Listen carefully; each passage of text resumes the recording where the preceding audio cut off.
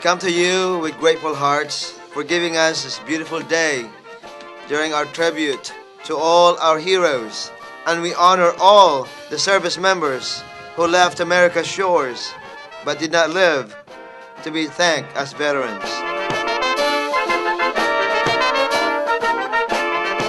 The 1987 Operation Tiger Memorial, dedicated by the United States of America in honor of the men of the U.S. Army's 1st Engineer Special Brigade, the 4th Infantry Division, and the 7th Corps Headquarters and the United States Navy's 11th Amphibious Force, who perished in the waters of Lime Bay during the early hours of April 28, 1944.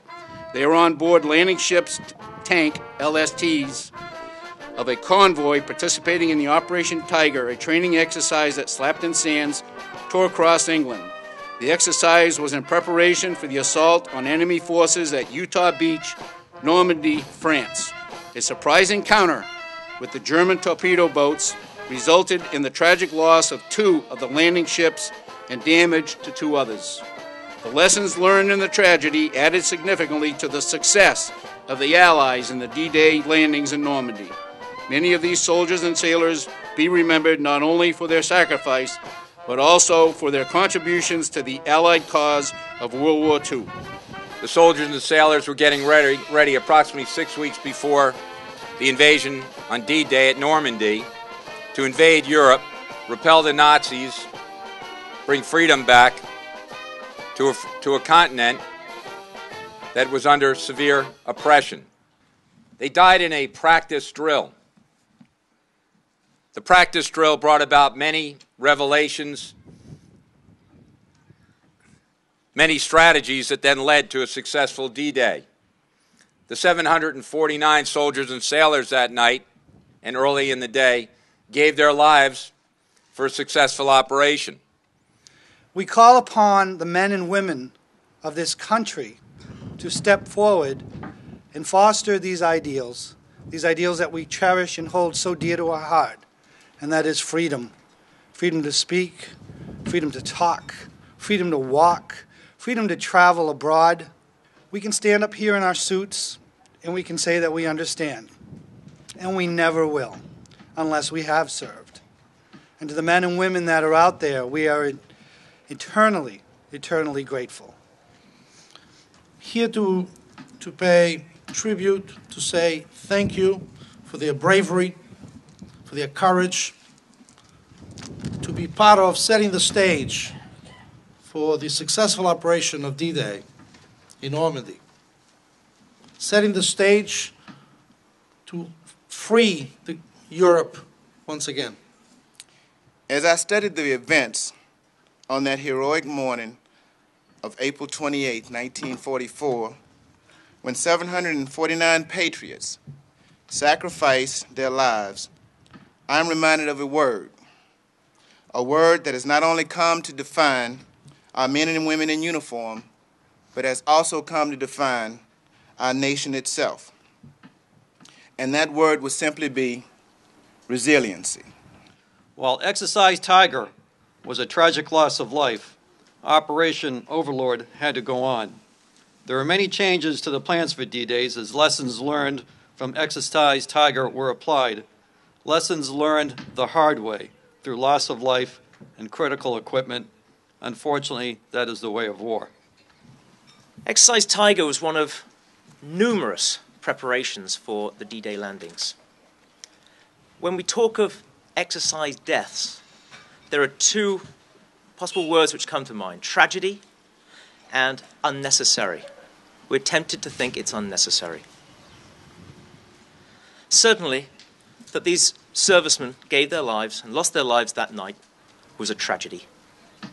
But was it unnecessary? Exercises, as I'm sure you'll know, are a constant facet of service life. Without them, we lose our skills, we lose our teeth, and for any potential enemy who might aggress against us, we lose our credibility.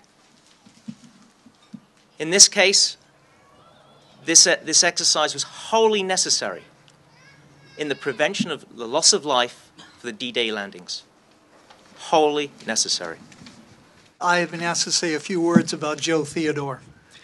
As you know, Joe passed away sometime over this past year, and all of his here are also aware that he was the driving force which created this memorial and established this celebration every year for the soldiers and for the sailors that died on April 28th in 1944. You know, Joe was never shy about expressing his love for this country, his concern about fellow veterans, or his passion for this flag. In this country, Joe was often referred to as the flag man, and he got that title because he went to the federal government repeatedly and petitioned and was able to obtain permission to have the United States flag fly throughout the night if it was illuminated. New Bedford had the honor of being the first city to be able to fly the Stars and Stripes throughout the evening. Here we have a steel machine of war. It's not here to represent a glorious battle. It's not here to represent the military power of the United States. It's here to provoke a memory of something that took place in the past. In addition to that, it represents the ideals of America, that ordinary men and women, again, will sacrifice their life when faced with an evil in the world.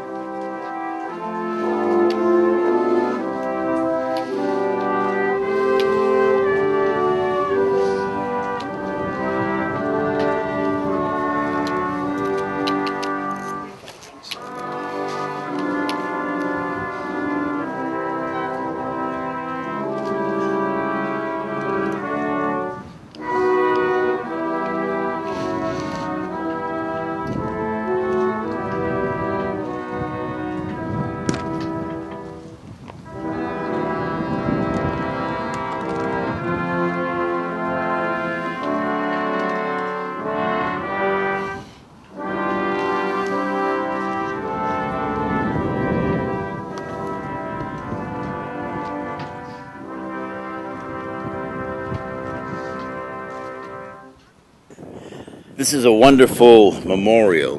How many stars are there on it? 749 stars, representing everyone who passed away at Exercise Tiger. Yes. That was a lot of human sacrifice. What is your involvement with today's exercise and with the whole project? My involvement right now is being a volunteer at the museum here that is responsible for the Exercise Tiger Memorial. Exercise Tiger is an exercise that had to take place on Slapton Sands to simulate a landing for Normandy. We had to have some kind of formation, and by doing that, we learned a lot. We lost a lot of men. There was a man by the name of Bill Gould. He was on one of the ships, and he jumped overboard. He was a sailor. He was a frogman. And why I'm saying that is because very little is known about this guy, you know. It's sad. And he jumped in the water, and he plucked out 27 men and brought them to shore. But what message would you give our future generations about never to forget this exercise? What would your message be? My message is that the sacrifice that these men gave, 749 of them, was to save Europe from this tyrant. So they didn't die in vain? They never died in vain. Everyone died for a reason, and a good reason, you know, and they know that. Everyone there, we all know that. That's why we have to honor them once in a while. And fortunately, we're the only ones in the country, really, that does that.